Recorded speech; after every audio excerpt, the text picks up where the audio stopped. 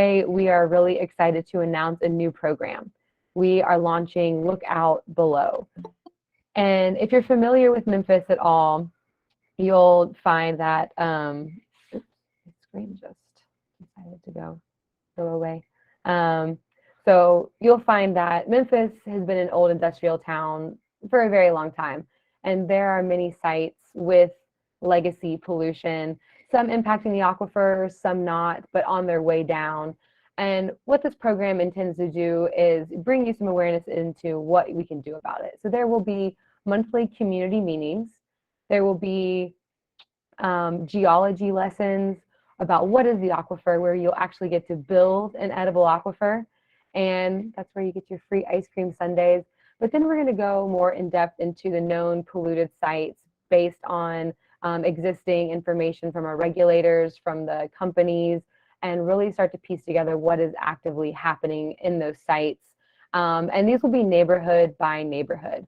I keep going in and out because my screen for some reason is doing that. But this program is launching, and we're excited to tell you that our first one is going to be hosted about the Defense Depot in South Memphis. If you scan that QR code, that will take you to our Eventbrite site, and we're going to be hosting that on Thursday, May 19th, this coming month, from 5:30 to 7 at the Believe Memphis Academy. And so it will be an experience where it's some education is generally about the aquifer, but really delving into the legacy of that site and what are some of the current investigations that the Army Corps has conducted in 2021. Right now, it is their open public comment period. So we want to equip the community with the latest information and how we can move the remediation of that site forward. We plan to have upcoming programs every month. And like I said, they're going to be site specific. So we have a program over East Memphis in the former Custom Cleaners, which is a super fun site near the Sheen well field. We've got in Collierville 2 super fun sites that have actually shut down Collierville's municipal water treatment plant number 2. In Southwest Memphis, there's TVA coal ash actively having high levels of arsenic sinking down into the shallow aquifer, very close to our Davis well field. North Memphis, we've got the Hollywood dump. And in West Tennessee, in the greater region, we have the Ford Megasite coming in. And that's actually going in right above what's called the aquifer's recharge zone. And so all of these things are threats to our aquifer that fall right in line with our mission to protect and preserve it. So if you have friends or family in these neighborhoods, let them know Protect Our Aquifer will be hosting these in the coming months. And as these dates are scheduled and things are moving along, we definitely will share that with each of you. So here today, we're here to talk about NASA. So I'm super excited to share with y'all. We've been working with NASA Earth Science Division throughout 2022, and their really aim for this program is to develop technologies to better understand our Earth systems. And there are many sensors and satellites that circulate and orbit our Earth that really can give us so much data and so much access to information that can be applied in a variety of ways. This is some deep science stuff. So what we've been working with is trying to, bring it home. And how can we best use this information to protect our water resources here in Memphis, West Tennessee, and really the greater Mississippi Embayment. And through this, we've been working with what's called NASA's DEVELOP program. It is an applied sciences capacity building program where they are bridging the gap between this earth science, this instrumentation, and society. And how do you bring that capacity building and interdisciplinary work together? And so this has been a really wonderful program for us to work with NASA on. And it involves kind of a series of folks. So we've got the participants. And so those are the actual ones really doing a lot of the data collection, the research, and the compilation of this information. And that's who we'll be presenting to you today. They are recent graduates, and they are professionals working in this environmental science career. They are partnered with advisors. And so specifically for our team, we had a series of NASA scientists at the Jet Propulsion Laboratory that were really helping steer them and determine what this information really means. And then they partnered with us in this decision maker kind of group to really bring to life how these instruments and how this information can be used. And so the develop team, I love to tell this story, is all because of a wonderful woman named Erica Carcellin. And she is the one that actually reached out to protect our aquifer towards last year, and said that she's working with NASA now and would love to partner with Protect Our Aquifer, and wanted to see how we could do that. And so she got the conversation going, helped us with the application, and we're able to actually bring this first one to fruition this winter. So Erica is a recent graduate, or not recent, but Rhodes College graduate from 2017. She graduated with a Bachelor's of Science in Biology and Environmental Sciences, and then she got her Master's of Science in GIS at Clark University in Massachusetts. She soon joined Develop at NASA's Jet Propulsion Laboratory and has been really our project coordinator throughout this process. She was born and raised in Birmingham, Alabama, but she does consider Memphis to be her second hometown. This is where her family, or her fiance's family, actually is. So she'll be back in town in a couple of weeks, and we look forward to meeting with her in person. Then we had the team of science advisors from NASA's Jet Propulsion Laboratory based in California. So Madeline, Carrie, and Benjamin all worked closely with the fellows and with the POA team to really find how we can apply this information and dig into some of the research questions that we've been asking.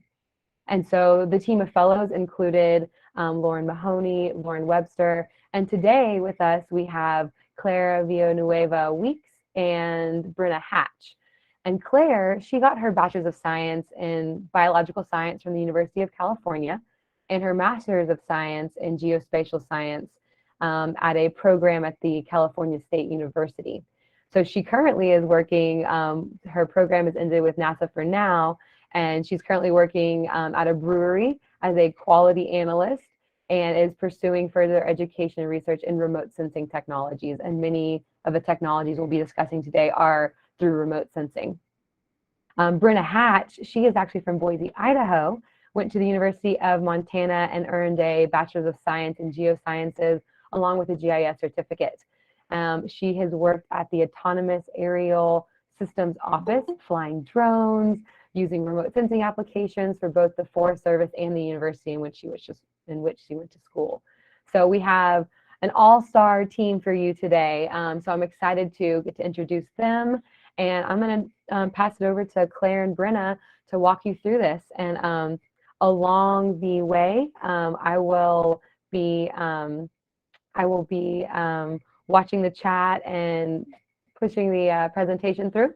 And Mercedes will also be there to help with the chat. So as questions come up, you don't have to wait till the end. So as they come up in conversation, feel free to put them in the chat now, and then we'll be sure to have a chance to answer them after the program. So with that, Claire and Brenna, y'all want to unmute and join us? All right, thanks, Sarah. Hi, everyone. I'm Brenna Hatch. And I'm Claire Villanueva Weeks. And we're part of the Mississippi Embayment Water Resources team. Our other team members, Lauren Mahoney and Lauren Webster, will not be attending this presentation.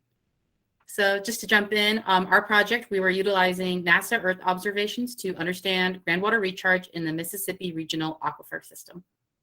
Get the next slide, please.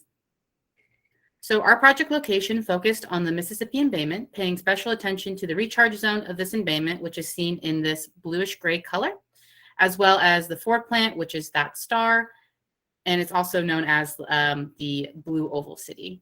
So for this project, we were looking at groundwater recharge factors that were averaged yearly for comparison and assessed for the time period of 2001 to 2021. Next slide, please.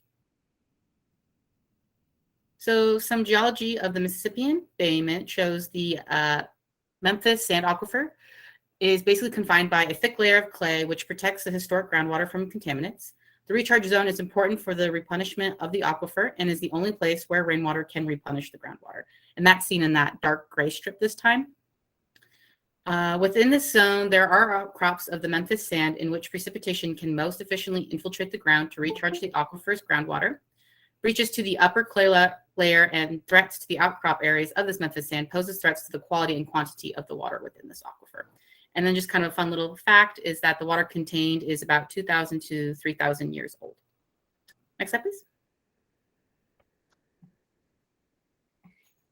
Okay, so here we can kind of overview the community concerns or the threats to this historic water source. The water contained in this aquifer and its rechargeability has raised community concerns about the possibility of reduced groundwater resources. This is possibly because land cover change from infrastructure development, such as the addition of impervious surfaces, like cement. They make it harder for groundwater to recharge the aquifer, and increased pumpage for industrial and commercial uses can threaten the amount of groundwater available to the community. Next slide, please. So the first objective of this project was to map and quantify changes of factors that were identified to be influential to groundwater recharge. So this includes like precipitation, evapotranspiration, land cover, and total water storage. And this would also help us achieve our second objective, which is to identify thriving areas of the Mississippi Embayment recharge zone. This thriving index would allow our partner, POA, to identify areas to prioritize for protection. Next slide, please. So in this next section, we're going to discuss the methods the team used to examine groundwater recharge factors and the creation of the thriving index. Next slide, please. Okay, so these are our groundwater recharge factors. So to understand groundwater recharge, we first wanted to look at total water storage to characterize and sort of get background knowledge about the embayment and the water table in the embayment. Our team used GRACE data to do this. We used it to provide sort of an understanding of how the water table has fluctuated from 2001 or 2002 to 2021. And in the context of this total water storage, we examined 3 critical groundwater recharge factors: precipitation using GPM iMerge data on the upper left, potential evapotranspiration using Terra Modis on the right, and the land cover from the National Land Cover Data Set. Okay, and so actual evapotranspiration, which we used or obtained from Terra Modis, is a combination of evaporation from the Earth's surface and plant transpiration. And potential evapotranspiration describes how much evapotranspiration is possible with a sufficient water source. And this is important, like evapotranspiration is very important because it can influence how much precipitation infiltrates to the subsurface as recharge or runs off as surface water. Next slide, please. So in the next slide, you see are the Thriving Index. The Thriving Index tells us where areas in the Mississippi Regional Aquifer System contribute to the most groundwater recharge. There are 3 main components we're considering for the Thriving Index: the Evaporative Stress Index, water balance, and land cover change. The Evaporative Stress Index, or ESI, is calculated from the actual evapotranspiration divided by the potential evapotranspiration. Higher ESI values indicate that evapotranspiration is occurring efficiently, as the actual evapotranspiration is near the potential evapotranspiration. And when it's on the map itself, it'll be between the numbers 0 and 1. The simplified water balance equation is calculated from the difference between precipitation and actual evapotranspiration. When this difference is low, vegetation is evapotranspiring efficiently. And then the last one is land cover, which is important to know, such as where the alluvial plains, streams, and forest lands are. And that's incorporated in the Thriving Index because streams help us understand where recharge may happen, because when the precipitation goes in to these streams, it will recharge laterally. Next slide, please. Okay, so now we can look at the results found for total water storage in the embayment. Next slide, please. So this time series depicts the average changes in total water storage in centimeters over the period of 2002 to 2020. So the blue line shows the monthly total water storage, and the orange line shows the annual moving mean generated from an average of the 12 months of each year. So it's just like an annual average. So overall, you can I guess the total water storage aligns with our expectations that the water table does not significantly change much across the whole 20-year period. But there are years where the water table rises above average and years where the water table is below average. Some notable features of this are that the seasonality is pretty clearly exhibited in that monthly moving mean, the blue line, with this cyclic behavior throughout the whole time period. And you can sort of see that certain drought events, like in 2012, there's a reduction in the water table and it's lower than it is at any other point in the figure. Next slide, please. So this map shows the average changes in total water storage in centimeters for the year of 2019. So darker colors are going to indicate an increase in the total water storage or the water table, while paler blues and whites indicate either no change or a reduction in the total water storage. So you can just observe that in the embayment in the red outline, the southern part experienced relative increases to total water storage, while in this northeast corner in this orange circle in West Tennessee, we can see that most of this region is in that like really light medium blue color, which indicates that the changes in total water storage are low in this area during this year. And this is important to note because when there are low changes in total water storage, the responses of the other groundwater recharge factors can be assessed with less consideration of the water table. So it's more of like kind of a closed system, but not, really. So we don't really have to consider that the water table would create any significant change in those other factors. Next slide, please. In this section, we will highlight groundwater factors, including annual averages of precipitation, evapotranspiration, and potential evapotranspiration. Next slide, please. So in this slide, we're looking at average annual evapotranspiration and potential evapotranspiration. So the results for the average annual actual evapotranspiration followed a relatively strong positive linear trend as it approaches 2021. The strongest evapotranspiration trends were observed in forest and pasture lands and less apparent in croplands.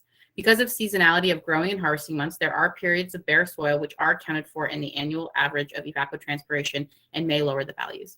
The result for average annual potential evapotranspiration followed a relatively weak negative linear trend. Potential evapotranspiration is slightly trending downwards, but the R value and spread of the data indicate that this negative relationship is not strong.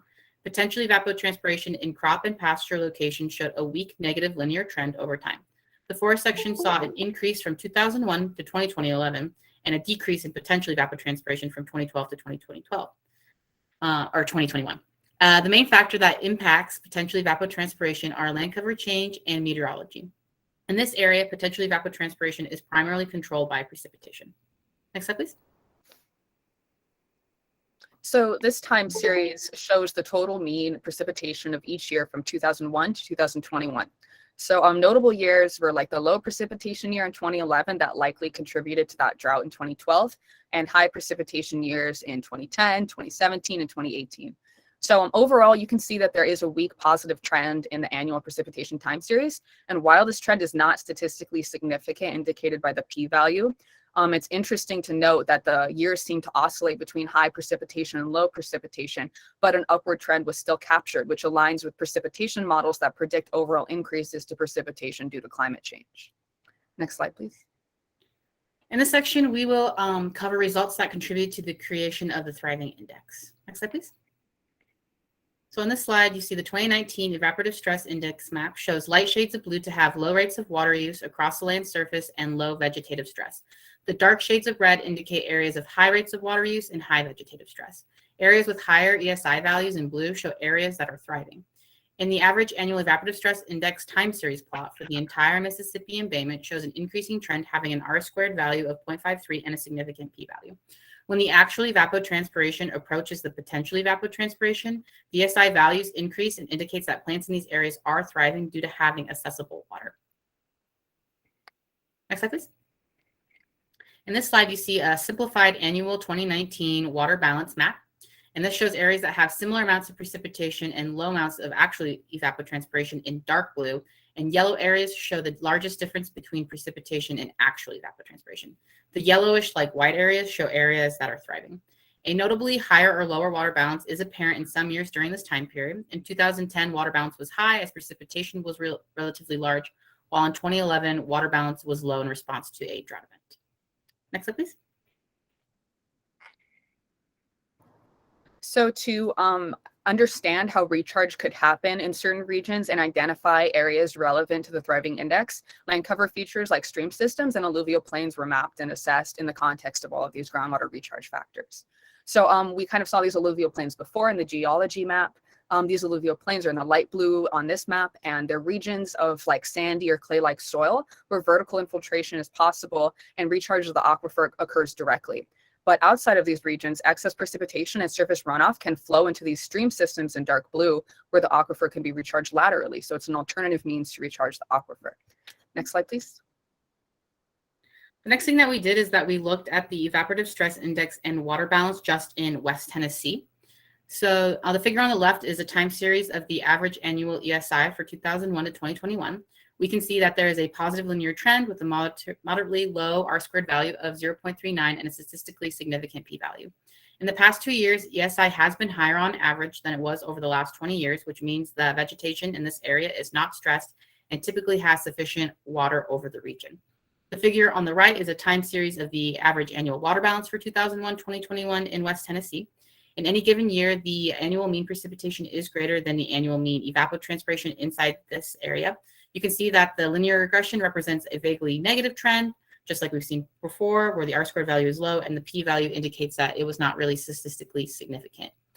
A notably higher or lower water balance is apparent, again, just due to large precipitation years versus the drought years. Next slide, please. So here's where we actually began to map the thriving areas in West Tennessee. In the upper northeast region of the Mississippi Embayment, we identified 4 thriving areas and 1 vulnerable area to be prioritized for conservation and protection. Analysis of the ESI, water balance, and land cover maps, as well as the time series plots, informed this assessment. Higher ESI and lower water balance indicates that plants have adequate access to water sources and that evapotranspiration is occurring efficiently. Land cover data can also show lateral infiltration, as Claire mentioned earlier, where streams are most likely located is key areas for recharge. In the 2019 Evaporative Stress Index map in West Tennessee shows areas in light shades of blue to have, again, low rates of water use across the land surface and low vegetative stress, while the dark shades of red indicate areas of high rates of water use and high vegetative stress. So we're really just interested in looking at areas that have the higher ESI values, which are in blue. And then going off of the 2019 simplified water balance map in West Tennessee, areas in the dark blue, that just shows, again, the high amounts of pre versus low amounts of ET versus the yellow, which is just lower amounts of P and higher amounts of ET. And basically in this area, we're kind of just seeing where vegetation is using up this available water. A lower water balance indicates that the evapotranspiration processes are happening efficiently, and these are the areas that are thriving. So basically, we just want to look at the blue, the dark blue on the ESI, and then the yellow-white in the water balance to figure out where these are thriving areas. And then another thing to recap is that the red circle actually shows a vulnerable area that is actually near the Ford plant. That could be something to be worried about, as well as just right above it in that little by the Ford plant, there is an area of thriving that should be something to take note of for protection. Next slide, please. Okay, so we have a few potential errors and uncertainties in this study that we identified. These could source from a few different things. One thing could be potential sensor errors, and that could produce bad pixels in certain data sets that weren't like caught by the quality control. Or the effects of the annual average. We used annual averages to compare all the data, and this might cause problems because seasonality is not adequately represented or accounted for within this average, especially since agricultural regions have specific vegetation patterns and farming patterns that result in periods of bare soil, which would lower the ET averages. Another error could source from the utilization of climatological averages to gap fill precip data when the complete year was not available, or that the assumption that the generalized classifications in the NLCD dataset are adequately representative of our study area, since we did not do our own line classification. Next slide, please. Okay, so I guess we want to overview our main findings and observations from this examination. So in conclusion, we were able to use the Thriving Index to identify 4 thriving areas and 1 vulnerable area in West Tennessee to prioritize for conservation. The thriving areas were identified because of their efficient water use, the low water balance, low changes in total water storage, and their proximity to stream systems. The higher ESI also allowed an identification of these areas. This is because when the actual ET and the potential ET are near each other, the vegetation likely has adequate access to water sources throughout time and is not stressed. A low water balance also helps in this identification and indicates that plants are using the water that is available to them and that these areas are thriving. But when precipitation is not transpired or evaporated, it's available as surface water. And depending on the land cover and soil composition features of the land, the precipitation can form runoff. And this surface runoff can directly recharge the aquifer in those alluvial regions we mentioned before, or it can flow into stream systems and recharge the aquifer laterally. So our thriving regions identified were situated near stream systems where the excess water left over in the water balance was able to flow into these streams and recharge the aquifer laterally.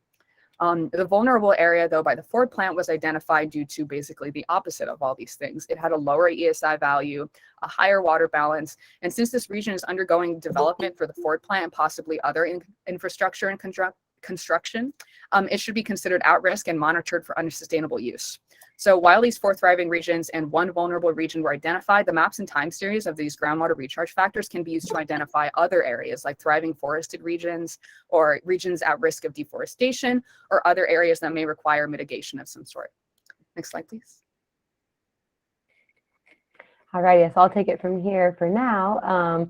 So as you can see, there was a lot of this kind of original investigations done looking at the full Mississippi embayment. So very, very large land surface area. And so when we're talking about what could be done in the future to kind of move these data sets forward and see how can we really use them, you know, how do we examine groundwater recharge factors on shorter term scales and see how there's a response to big rainfalls, long dry spells, and looking at this less as a, you know, 1, 2, 3 decade time series and shorter term. Another thing that we could do is employ finer scaled ECOSTRESS data. And so ECOSTRESS is one of the satellite tools that NASA has circulating over us right now. And that helps to look at evapotranspiration on a much finer scale. So usually your pixel resolution is going to be more about 70 meters versus some of the others that are about 1 kilometer or 20 kilometers, depending on what data set we're looking at. And so having that finer resolution can help us to observe those groundwater recharge factors on the shorter time scales in smaller areas. And then, like Claire and Brenna were saying, there is some potential error uncertainties when we're talking about satellites, circulating. And so validating those Earth observations with in situ data, so data that's actually coming from wells, precipitation gauges on the ground, any type of actual data instrumentation on the ground, and validating those between what the satellites are reading and what we're seeing, in real time on the ground. And so those are some of the ways that we can utilize this great data and move it forward and potentially start to look at those thriving and stressed areas as well. And so this is an image of ECOSTRESS specifically, and so you can tell that the coloration is a much finer scale. And so where you have more dense development, you're going to have that darker red, that lower evaporative stress index, and then as you get to the darker greens and blues, you're having a lot more evaporation and transpiration occurring. And so that's key to the water balance equation and understanding, okay, what's been rained on, what got into the root zone, but then eventually, transpired, but what got past that root zone, what got into the stream beds and then in deeper down, because that's where you start to find recharge. And recharge is this elusive figure that is really important to understanding our sustainability of the aquifer system.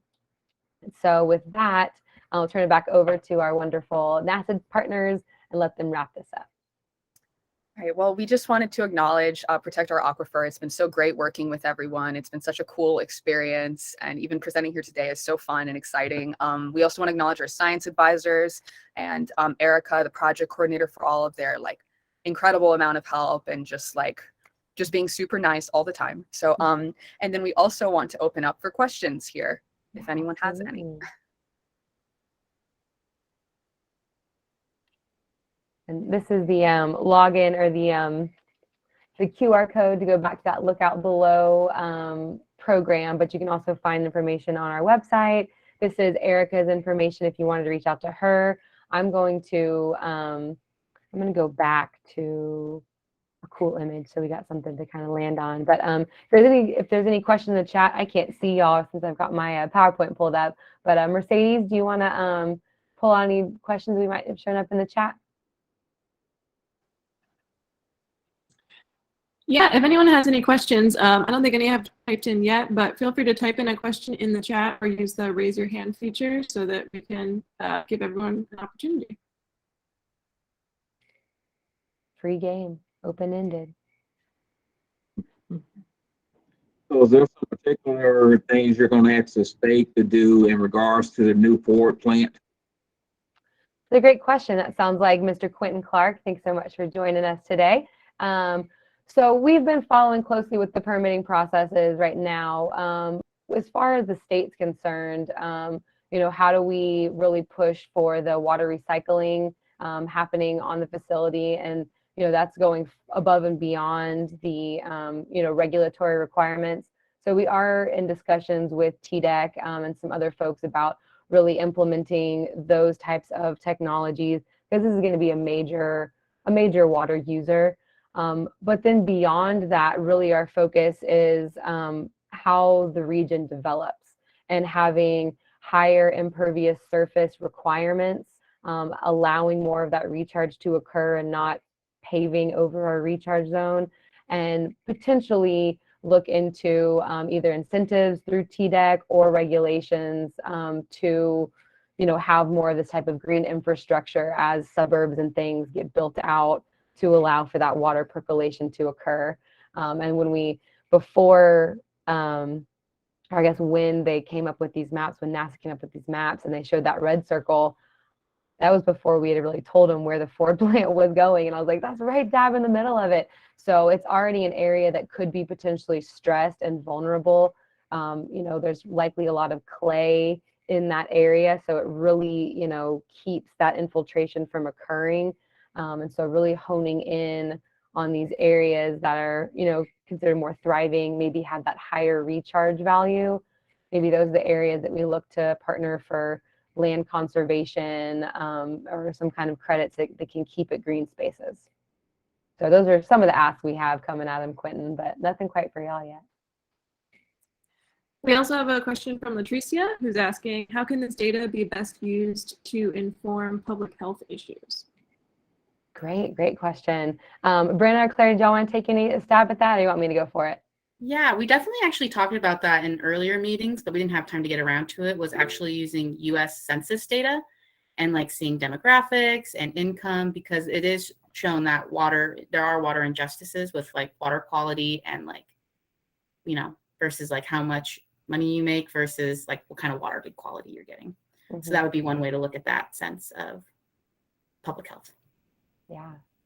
Yeah, so the fun thing about the investigations they've been doing is we can pull in so many different types of data sets. So, to that point, the census data was considered. I think that's something that we could potentially bring in for a second round. We are in a proposal process right now with NASA to do another iteration of this and really hone in on these smaller areas, these thriving areas that have been identified. And Latricia, to add to your comment, your question, is also when we're talking about this very impactful industrial facility, we're going to have lithium-ion batteries being produced, lots of heavy metals. Since this is a green field, taking the highest level of precautions is going to be key to protecting the communities around this. But beyond that, this is kind of outside of what we've been studying here. Beyond that is the wastewater side of things. Wastewater from the industrial facilities, but also wastewater from just the expected growth that we see. And there's the soils and the sediments here are not great for septic.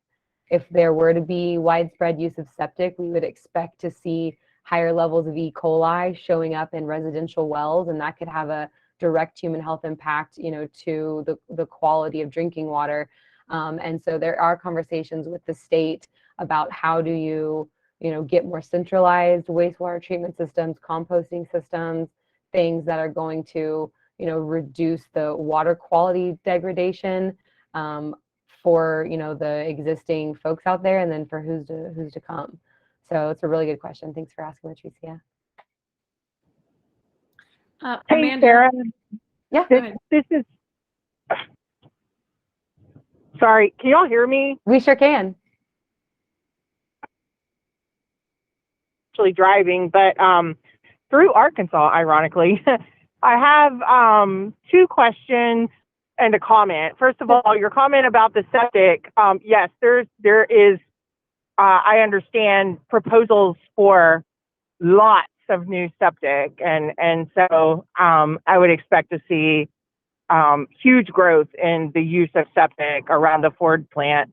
One of my questions is, as you know, I served on the Arkansas State Water Plan about 6 years ago, and the engineering firm that was in charge of doing the data for that found that the water withdrawals currently happening in eastern Arkansas are unsustainable, and that eastern Arkansas would actually be drawing more water than it could have a chance to recharge within less than 50 years. I was wondering if the researchers that you had on today had any comments about the interstate relationships going on with the aquifer. And then my other question is, are they seeing a lot of recharge with like the Mississippi River, or is it more on the order of like Loosahachie River and Wolf River, or is it even smaller streams than that? Yeah, great question. Thanks, Angela. So I can take that final question, and then I'll turn it over to Claire and Brenna more about the stress that we've seen that you can see here on the eastern parts of the embayment in Arkansas. But as far as the recharge with the Mississippi sits right above the confining clay layer. So the majority of recharge you see with the Mississippi specifically is really going more into the banks of the shallow aquifer system we have here in West Tennessee, but really into that alluvial valley aquifer on the western side of the Mississippi.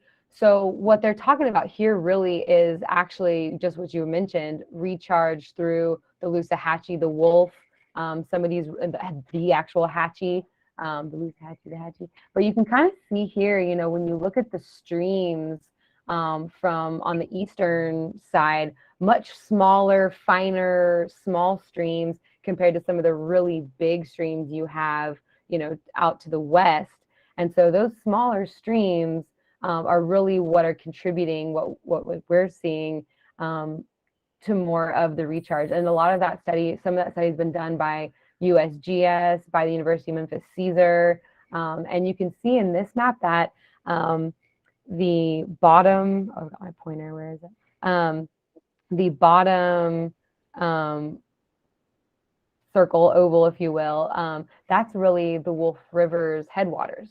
So you're seeing the Wolf River being a major contributor potentially to recharge. So where these areas where you've got the headwaters, you've got the exposed sands, there's not a lot of that silty clay stuff, impeding it. That's where you're potentially seeing the most recharge actually occur. Yeah, so really, really good question. Ladies, Claire, Brenna, did y'all want to add something? Hey, Sarah, I think that also answered Amanda's question, but maybe there might be more for you to restate real quickly too while we're on it. She asked if you could restate what makes an area vulnerable in terms of recharge. Sure. Claire, Brenna, y'all want to kind of mention that? The thriving area? Vulnerable areas we kind of identified them based off of the ESI and the water balance. So like a low ESI would indicate that there's like high stress in that region, like vegetation is not necessarily getting the water that it needs. And a higher water balance would indicate that, the vegetation is not using the water that's available, and there is kind of just surface runoff that's not necessarily adequately recharging the aquifer. So those are sort of the terms that we were using to define like a vulnerable region. It was like kind of the opposite of what we were looking for in the thriving region with the high ESI and low water balance. Mm-hmm. And to add to that, the land cover too, when you've got, you've seen these images where you can see where Memphis is, our wonderful little Memphis, Tennessee, very, lots and lots of, impervious surfaces. So concrete, roofs, streets. So you're not going to have that direct recharge. And when you're talking about, areas that are more natural, exposed, allow for that natural process to occur, that's where you're going to see more of these, thriving areas, quote unquote, where you could see, more recharge occur.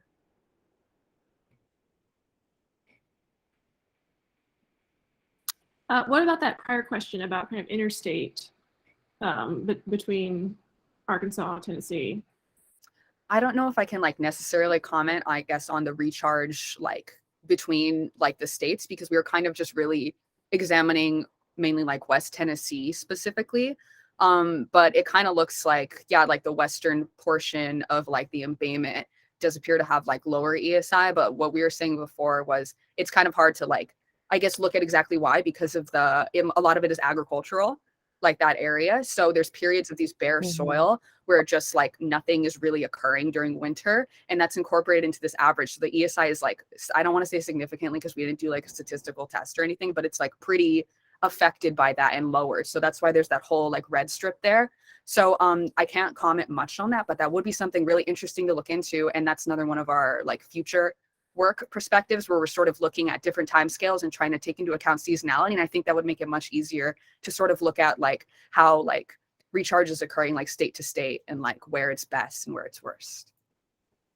Yeah, and to add on just real quick, Angela, you know, when you asked about the interstate, like what's being done, you know, the primary water source for Eastern Arkansas farmers is that alluvial valley aquifer. So that's what it's pretty much outlined here actually in the ESI. You see this kind of band of orange. That's actually the alluvial aquifer.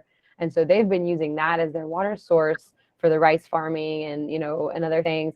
But they have depleted that pretty drastically in some areas. And so what you do tend to see is wells being dug deeper. And those deeper wells are going into the Memphis Sand Aquifer, the Sard Aquifer, you know, multiple names for the same formation. But that's where you start to see the potential impact on our water supply in the long term is if that unsustainable water use means that they're moving to the deeper source. There's a lot of projects being done by U.S. Department of Agriculture and, you know, NRCS, other groups that are actually trying to get more surface water projects online or doing some artificial managed aquifer recharge in the Eastern Arkansas area. And so that's something that we're definitely watching for and, you know, keeping our eye out and like how those investigations and really pushes to reduce impact to the aquifer are going. And so I think that's all part of the same conversation our states are eventually going to need to have. But, you know, usually people don't come together unless there's a crisis. So we're not at a crisis point yet. We're hoping to be able to have those conversations before a crisis occurs so we can really get a sense of how are we, you know, dealing with this shared resource. Hey, Sarah. I got one more question for you. Yeah, sure. It's Quentin again. Hi, Could you probably consider in the presentation part, maybe in future studies, considering that USGS does water level monitoring in wells? So could you consider kind of getting with them, looking at some of the water level measurements and seeing over time, because they do generate a map over so many years to kind of show what the levels have. I know here in the Yes. Memphis region, we have seen an increase in the water table. I think we got less pumpage, but we've seen the increase in the water table as well. So if we can kind of correlate some of the things you're showing here with that, and maybe some water level tables to have over in Arkansas and Mississippi and Tennessee, maybe that can kind of paint a little bit of a better picture as well. Yeah, absolutely. That's a great point, Quentin. And that's kind of in this future work, this you know, in situ data, that's the like what's happened on the ground. And so you're exactly right. The USGS has their water level database, their well monitoring database. And that was one of the intentions we had with this study. And then we really, you know, we took that bigger view. But yeah, I think that's something that we definitely would want to start to look at, like where are those cones of depression? Where has there been an increase in the water table? So absolutely, I think that's kind of a key to the puzzle. So I appreciate that comment and definitely think we need to include, you know, that in the next round if NASA will have us. We had another really good question from Shenry. Sorry if I mispronounced. What suggestions can you give to minority countries internationally to integrate these technologies in their government?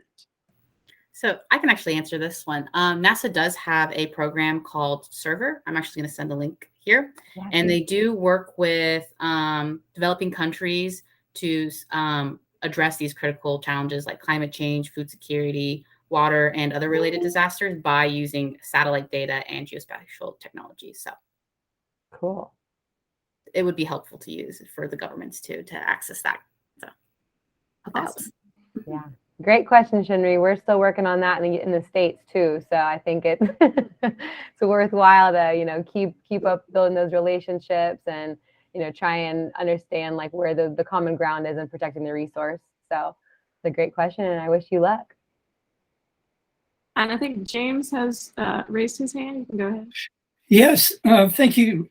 Sarah, has POA given much thought to creating or proposing a regional groundwater trust? We have, in an ideal world, yes, it's a part of our strategic plan. And it's something that, like I kind of mentioned, crisis usually is the necessary mover of those conversations. We're hoping to get ahead of that. So short answer, yes. Longer answer is, really how do you bring all of those different parties together and really start to think about how do you share this resource. But I think that's a conversation that is becoming more and more important. And I mean, it's kind of also like a protect our own when we're thinking about the issues going on out west and the major water stresses that they're facing. People are going to start putting their eyeballs over here and looking at the resources we have. And I think it's in everyone's best interest to really get our act together, figure out how we can really create some kind of like you said, regional trust. Because what if drought strikes, a long-term drought strikes us? We're a growing region. How do we ensure that we are protecting our resources, sharing it with the states that actually sit above or touch it, and not expecting some kind of an export or having to fight the powers that be trying to look for additional water resources outside of the basin. So we're thinking about it. I'll just say that. We've also had a couple questions from folks on publishing or sharing access to this report. If something's going to be coming out that we can share, that people can get copies of maps and just get a publication. Absolutely, yeah. Claire and Brendan, you want to say anything? Well, we have a technical report that we've written for this with the program. It's an export control still, so after it goes through all of that with develop, then POA will have access to it, I'm pretty sure. And we are potentially gonna pursue publications with our advisors, but we haven't sorted that out yet because there's still a little more to look at with ECOSTRESS and everything. But yeah, so it's on the way. Yeah, absolutely. Thanks so much. And we do have some of these preliminary maps that, has cleared export control. I love that. It's such a NASA term. So we will have more of the, finer details, including shape files and everything that we will make available on our website once all of that has cleared the hurdle. So from what NASA has told us, it'll be later this summer to expect those reports. But we definitely want to make this accessible to any researcher, any utility, any regulator that's interested. So yeah, thanks so much for that question. Cool. I think we've hit on all the questions in the chat. So if anyone else has questions, feel free. Yeah, and if you also have questions, we've got a couple of them, but some of the general POA, what we're up to, or if there's other specific questions you have, you can kind of open that up a little bit. To any questions you may have.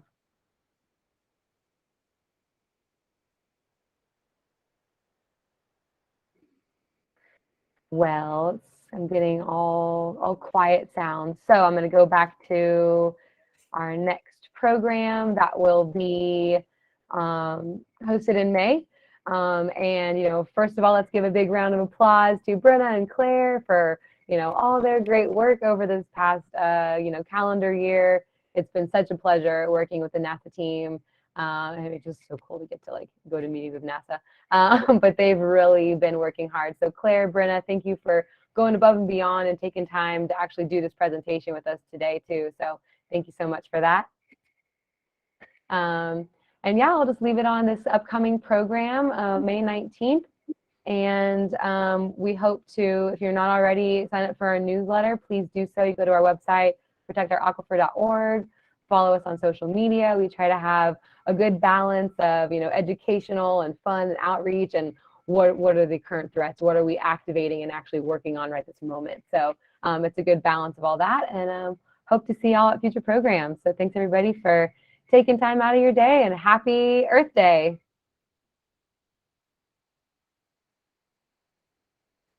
Happy Earth Day. Thanks. Awesome. Thanks, everybody. Happy Earth Day. Thanks everybody for listening to the presentation. It was really fun working with everyone at POA. Thank you. This was such a great opportunity. Thank you so much. Happy Earth Day. Yeah, awesome. And anybody that missed anything, we'll be uploading this to YouTube, so you can also access it, at a future time, or share with anybody that might have missed it. So, thanks so much, everybody. Y'all were great. Happy Earth Day, and enjoy your weekend.